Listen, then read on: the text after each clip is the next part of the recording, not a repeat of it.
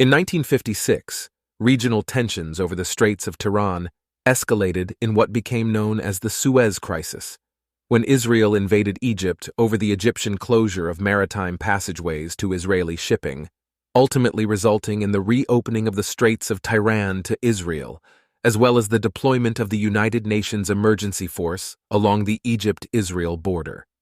In the months prior to the outbreak of the Six-Day War in 1967, tensions again became dangerously heightened. Israel reiterated its post-1956 position that another Egyptian closure of the Straits of Tiran to Israeli shipping would be a definite act of war.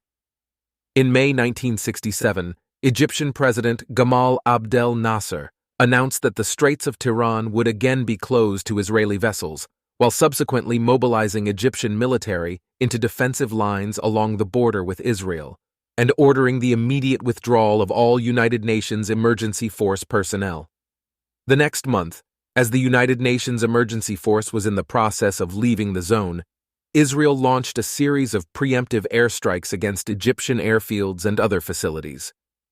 By the war's end, Syria and Jordan also attacked Israel, and the Jewish state emerged victorious over all three Arab countries.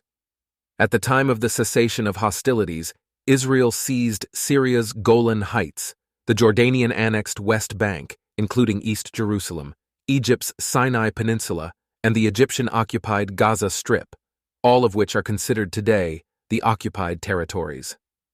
Following the Six-Day War, several prominent left-leaning labor Zionists created the more right-leaning Movement for Greater Israel, which subscribed to an ideology of biblical Israel, the so-called Land of Israel, and called upon the Israeli government to keep and populate all areas captured in the Six-Day War. Other labor Zionists, staying true to their left-leaning roots, became strong advocates for relinquishing the territory won during this war. But not all captured lands are created equal. Since the 1949 armistice agreements, both Israel and Syria sought to take advantage of the territorial ambiguities regarding the Golan Heights. After Israel's victory in the Six-Day War, it has administered the western two-thirds of the Golan Heights, whereas the eastern third remains under the control of Syria, and the Syrians have dismissed any negotiations with Israel. As part of Israel's normalization with Egypt, the Israelis returned the Sinai Peninsula in 1979.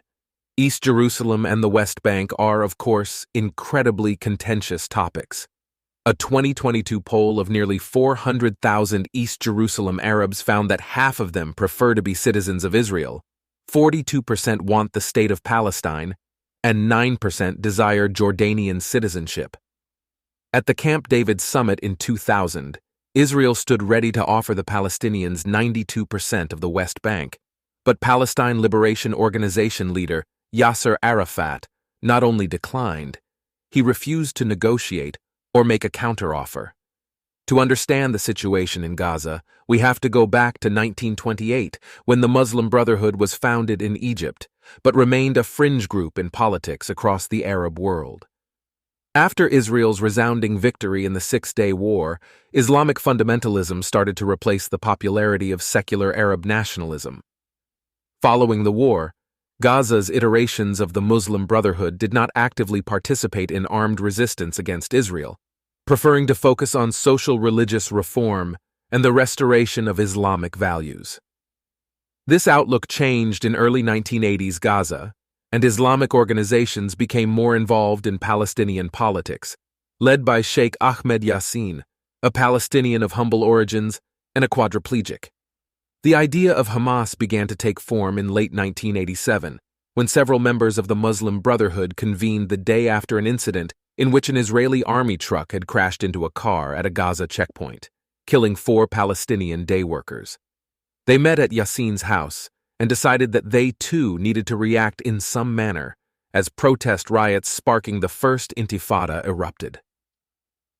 A leaflet issued in December 1987, calling for resistance, is considered to mark Hamas's first public intervention, though the name Hamas itself was not used until 1988. To many Palestinians, Hamas appeared to engage more authentically with their national aspirations, since it provided an Islamic version of what had been the Palestine Liberation Organization's original goals.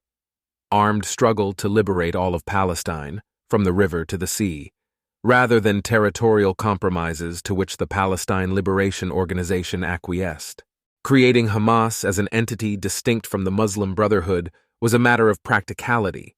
The Muslim Brotherhood refused to engage in violence against Israel, but without participating in the First Intifada, the Islamists tied to it feared they would lose support to their rivals, the Palestinian Islamic Jihad and the Palestine Liberation Organization. They also hoped that by keeping its militant activities separate, Israel would not interfere with its social work.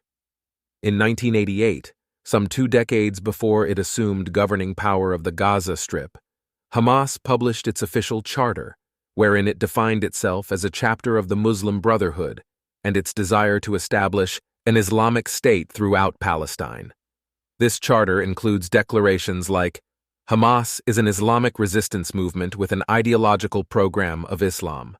Its roots and connections are to Salafism, Sunni Muslim, and the Muslim Brotherhood, respectively, with Islam as its official religion and the Quran as its constitution. Hamas is one of the links in the chain of the struggle against the Zionist invaders and references a hadith, an Islamic commandment, which states that the day of judgment would not come until the Muslims fight and kill the Jews.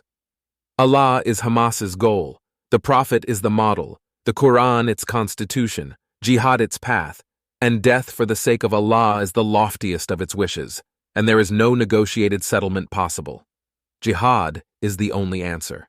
In 1993 and 1995, the Oslo Accords resulted in a pair of agreements between Israel and the Palestine Liberation Organization, aimed at achieving a peace treaty and fulfilling the right of the Palestinian people to self-determination.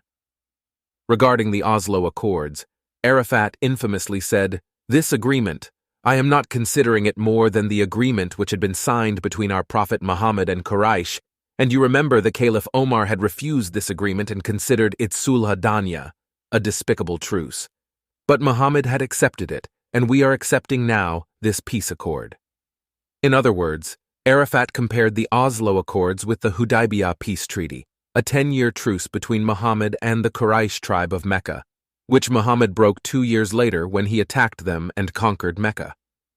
Arafat went as far as to tell a Palestinian journalist, "I am entering Palestine through the door of Oslo, despite all my reservations, in order to return the Palestine Liberation Organization and the resistance to it, and I promise you that you will see the Jews fleeing from Palestine like mice fleeing from a sinking ship. This will not happen in my lifetime, but it will happen in your lifetime." Still, Israel adhered to the Oslo Accords, withdrawing its troops from Gaza in 1993. The Palestinian National Authority was promptly created to administer self-rule over 98% of the Palestinian population in the West Bank and Gaza.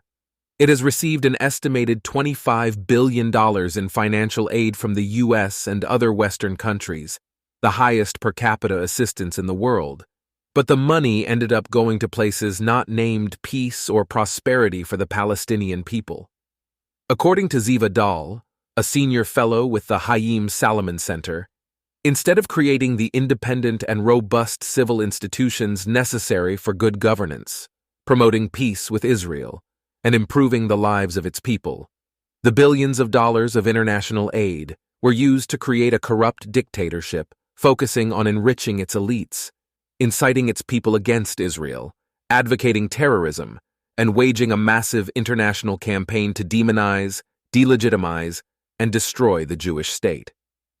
For example, the Palestinian National Authority, run by Mahmoud Abbas since 2004, refuses to use its considerable international aid to relocate more than 100,000 Palestinians from Palestinian-controlled refugee camps to residential locations in the territories, preferring to leave them confined under extremely unpleasant conditions.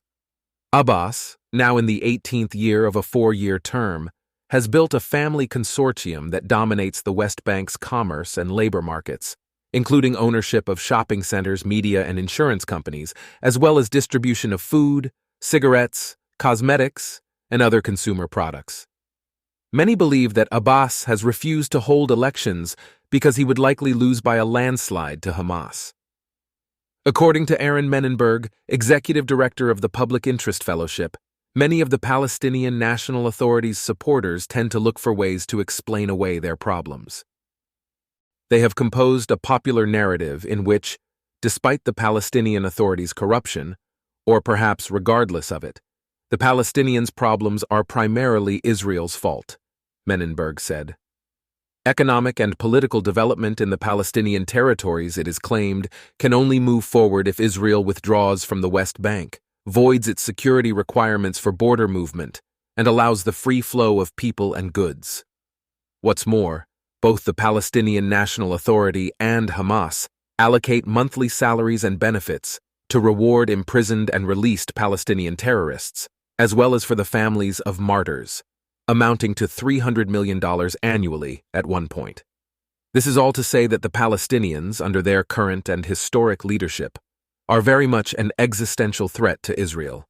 When you add the fact that they are backed by Iran and its affiliates, which for years have vowed to wipe the Jewish state off the map, it's clear and obvious that the only way to ensure Israel's survival is through formidable deterrence.